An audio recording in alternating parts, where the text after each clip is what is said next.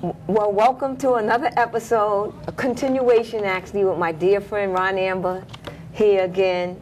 And it's just wonderful. It's just always wonderful that she can just fly here from Texas and be here to do a great show for us. Thank you. I'm happy to be here. I'm happy to be back.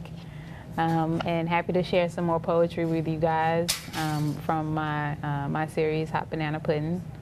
Again, here from Dallas, originally from Dallas, Texas, and from Oak Cliff.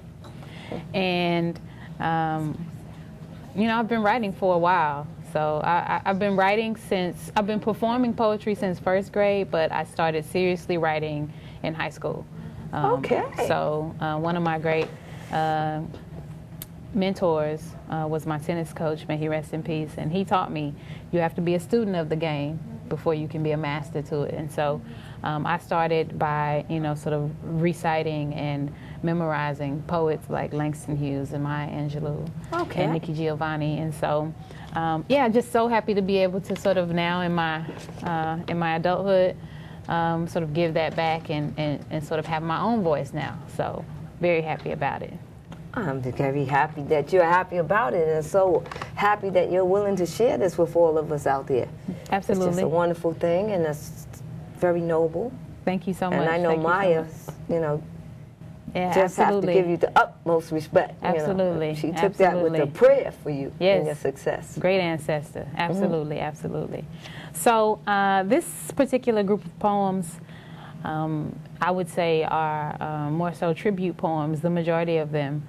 And they are tributes to some very special women in my life, friends and family members, and just people who I've crossed paths with, who have greatly impacted me and my voice as a writer, and sort of really inspired me to write. So I'll start though with a poem that is sort of reflective. So. I wonder, when the Negro spoke of rivers, if he meant those places that are meant to define a man's sole purpose in life. I wonder if conversations about Egypt or discussions about dirt roads that led to the back door of segregated cities are all reminiscent fragments to some old uttered speech about some now forgotten place. I wander, just like the poet did in his trails. Jack across country roads, the dancer until she found her rhythm, or Nina to the listener's ear, in and out of places, in and out of rooms, between the walls of time and story, trying to be affected by the experience of spaces, trying to connect to what happened. She sells seashells by the seashore. In fact, she peddles more than the sea, she bore the sea. Freely, without haste, she strives fallacy, knowing it would taste bitter and battle her into the bottom of the barrel. She leaked empty, her belly full. She pulled and pushed until it rushed from within her. Her belly full, she pulled and pushed until it rushed from within her. Ich bin eine Darstellung, die eingestellte Welt. Though my poetry is local, my vibe gets felt wherever I am. Darf ich mich vorstellen? I emerged from an argument with folks yelling. Silence, I'm trying to find a song to write to. Vibe through, maybe a Lauren Badu duo. Dear Nina Simone, come on, will you sing Little Girl Blue for me? Na ja, ich bin für Sie da. That was my reply after I got a haiku. It said, last line won't miss you if you stay true to the rhythm. I closed my eyes and faded into a Harlem jazz club where black girls move through time shining. If I were deja vu, I'd be reminding you of a lovesick pyramid. The fact is, what I'm doing is what I did, but what I've done isn't what was shown. Your TV says black girls be homegrown, sewn into ghetto sidewalks with sad walks, carry people on back steady fast, though she talks about nothing. Or is it that nothing talks about her anymore? Though her ghost still roams the shore on the edge of Africa, world don't turn to the back of her book for a second look at her meaning. But it don't matter, because black girls keep dreaming. We move through time humming and singing, seeing and thinking, plotting and winking, timing and shining and rewinding while laughing and passing task on, loving then getting done wrong, sprouting then leaving home grown out of. That was the last line of the first movement, because without notice I'll listen to background music and think past the foreground of a surreal daydream. Coffee seems to have scented the scene of my unconscious mind, so in a moment I'll drift off to cafes with foreign accents ordering, "Haben Sie noch einen Wunsch?" Nein, danke. Gray skies and street trains lay memories on a foreseen canvas. I am painted. Walking time bomb with lost detonation, I won't go off on time, but in step I'll line literary art shows. Mentally I picture cacao beans growing in snowstorms, knowing things like that don't happen. Moving on to the next piece. Pick me, screamed a line left beneath my pillow. Love wouldn't let me wait for the violet yellow to turn blue, so moody you just had to be my mood indigo. Waiter switches the track. Cold train blows back through the background. Tell me, how are you liking the art? Show me that seducer of black cats, the one in the attic. They called her Medusa. Accused her into thinking she was crazy, then used her eyes to research but didn't rub her stomach for the unborn baby. She's stage 3 of the generation muse. I feel free to introduce you, maybe if your shine ain't shady like the serpent bite. 'Cause you know, the sun and moon gon' smite anyway while time continues to play with my only emotion. Poetically, this was a rhyme devoted to you, quoted unto spaces that are blue like black girls who move through time, shining. Woo! You are just so deep. You are deeper than the ocean. And That's real deep. And even I just love, what was that language you were speaking? German. I'm not familiar with it, but however, it just sounds so to the cause. I didn't know what it's saying, but it was to the cause. I know it was the purpose, the root cause of these conditions and these setups, and all the negotiation that goes on within ourselves and our own struggle. Right, absolutely, absolutely. You know, it's interesting because I learned German because the French classes were full in high school, and I had to take German. I had to take a language. And then I ended up studying German as one of my majors in undergrad, and it is how I ultimately sort of like became a world citizen, because it is the thing that sort of took me abroad. Very unplanned, unexpected choice that I made, that I decided to continue to pursue, although it was sort of very unpopular. You know, the majority of my classmates were taking Spanish.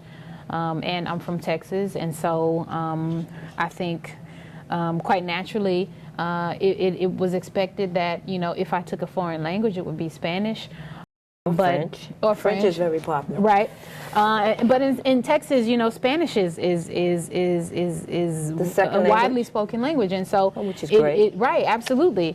And so, you know, my friends and my family didn't really understand why I was learning German, but for some reason I was drawn to how different it was, and I was also sort of drawn to the idea of challenging people's conception of the idea that that black people spoke German, and when you found out being in Germany that there's many black people that speak German and 3 or 4 other languages too, right? Absolutely. Just as a native tongue. Right, absolutely. Absolutely. And so, you know, I felt very at home amongst them in terms of, you know, the language, and sort of, you know, feeling like, oh, it's not actually so strange that, you know, that I'm black and that I'm speaking German.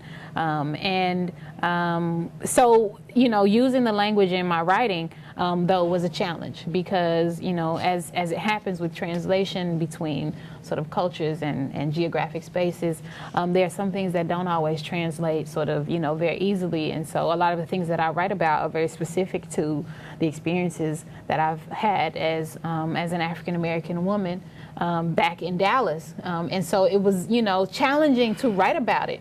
in German. And so the language that I use, the German that I use, sometimes a native German speaker, when they hear it, it doesn't necessarily make sense in the context of the phrase that they understand and when you would use it. But, if you place it into the poem, then, and the idea that is there in the phrase, then it makes sense. So makes sense. Let me hold up 1 second. Okay. I want to understand that. Meaning that it's the language of German itself, but is it also what we as Americans, we always have we make up all these different words and then Right. they mean something. Right. That, is it like a hit wave, because you're young, you're youthful, is it more of like a hit wave of expression? One of the phrases at the beginning of the poem, it says, Ich bin eine Darstellung die eingestellte Welt. Strictly sort of straight translated, that says I represent a world that has been sort of canceled. So you wouldn't necessarily, what I meant or what I mean is that I represent an experience that was thought to sort of never exist. And this is sort of me as this sort of black girl who has sort of left Oak Cliff in Dallas and sort of lived out in the world. The idea that something like that could never happen. And so when I wrote the poem, I took what I understood from the language and just sort of put that phrase together. So technically, if you were saying that in German, you might sort of phrase it a little differently. But because for me, the way it came out of me is in that particular way, I always kept it. And my bandmates encouraged me to leave it that way. They were like, don't try to fix it because according to sort of the norms of the German language, because you are writing from your own sort of experience. And so leave it the way it comes out. And that was something that I've struggled with. And so it has been a challenge. Creative side, because Right. then if somebody was to address you to change it, then that would be changing your creative thought. Right, the source, absolutely, which would be right. more of a dictation than what it actually is Absolutely. from right. your heart. Right. And so it is important to sort of keep the process intact and to let it sort of happen the way it happens, and not to sort of be influenced by the pressure to, conform to these sort of these norms and these language sort of expectations. As a writer, sometimes you want to be right, and you also want to pay tribute. You don't want to butcher another language, in sort of taking it, but at the same time, I wanted to keep it very authentic to what it was that I meant. So I find myself explaining it over the years. I have had to sort of like enter into dialogue about, well, what do you mean and what does that, but I don't mind because it's also then a part of the exchange. And so, the explanation is it asked for or sought here in America, or when you go over to Berlin or Germany? Both. Or both? Both. Like, here, people who don't speak German want to know what I said, right? And then, like, what it means in German. And then in Germany, they want to know what I mean, right? So here it's more sort of like, can you translate that? Whereas in Germany, it's like, okay, we understand what you said, but, like, what do you mean in connection with the things that you're talking about? And so then I have to explain the cultural sort of experience to them, and it's fine because I'm standing sort of at the in the gateway. I'm sort of there between both worlds, and so I am sort of where it passes through. So it is just, I think, appropriate that I'm the ones who sort of has that conversation. And so it's okay. And then, so that has sort of been one of the challenges that I've had with bringing the language into my poetry, because I'm talking about these things that actually don't necessarily happen in that way in the German language. And it's like, well, how do you phrase it? Where do you get you have the experience, but how do you put that experience into the language? So, well, definitely you have the ability and you're capable of. Yes, I have been up for the challenge, but I'm trying to encourage myself to do it more, because with songs, right, and when I get together with the band, trying to sort of push myself to not sort of shy away from bringing the language in and bringing my own sort of perspective of the German language into my writing. So. So that has been something that has been very important for me. But I want to share another a poem. It's called Some Girls Do This, and this is a poem about a very, very dear friend of mine who was sort of with me in my journey, and while I was in Berlin, and we were roommates. And I don't know where she is right now in this world, but I'm always sending her. Was she a student too, or tell me? She's German. She lived in Germany. She's a black German woman, and you know, was also around my age, and we were both sort of trying to find our way. Okay. You know, in Berlin. What young people do, Yeah. searches. Right. Well, not just necessarily young people, but all people are, in a sense, trying to find their way after they meet one goal, after the next goal, and Right. the next goal, and Right. then it's the question is then what's next? Right. Is that right. what you mean? Well, I think we were sort of both. I think I was maybe searching for my what's next, and her as well. But we were just sort of, I think, still dealing with some things that we were running from. And I think it was important for us to have met when we met, because I think we understood each other in a way that many other people didn't understand each other, and so it was important. But you know, I'll do the poem, and then I think the poem will explain some things, and then we can sort of you know, chat afterwards. So Okay. And it's titled? Oh, it's called Some Girls Do This. Some Girls Do This. I know brown girls who chop away at themselves like flowers with axes held in their petals, swinging and chopping at their roots, withering away and eating themselves alive, cutters carving words into their skin, scarring and bleeding from their pores because they are too blocked by memories to imagine themselves ever beautiful enough to be beautiful. I would love to find her one day. I never stop looking. Each time I return, on every corner, all the time, I am looking, talking, chatting, and smiling while looking. The closest I've come is someone's glimpse of her moving at the speed of light through the city. Was it her or the ghost from my dream? The bald-headed lover who came in a nightgown to throw her from my bedroom window the night she almost committed suicide, but she escaped that sweet darkness. She was found, barely.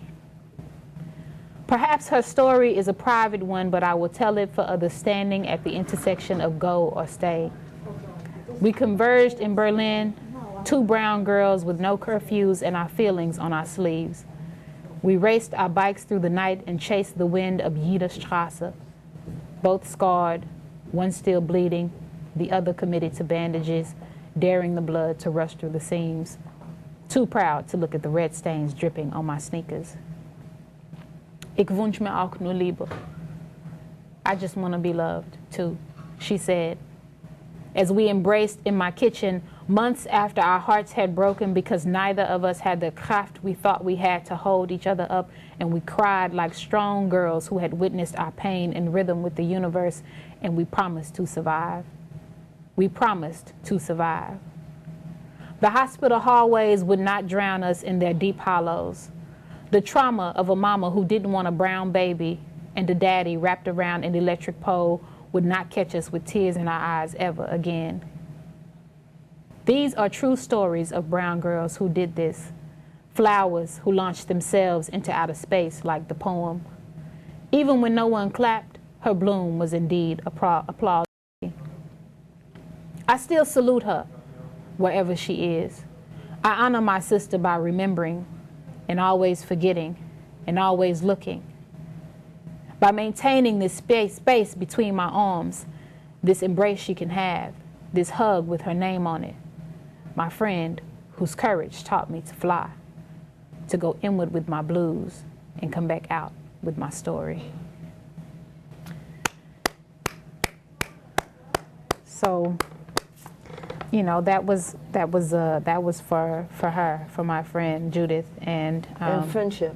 Yeah, and friendship, and the things that you share as friends and as women, and you know, as sort of wanderers and just dreamers, you know, and it was, you know, it was a very important time in my life, and you know, I just wow, the experiences. You know, Well, you meet I can people. imagine.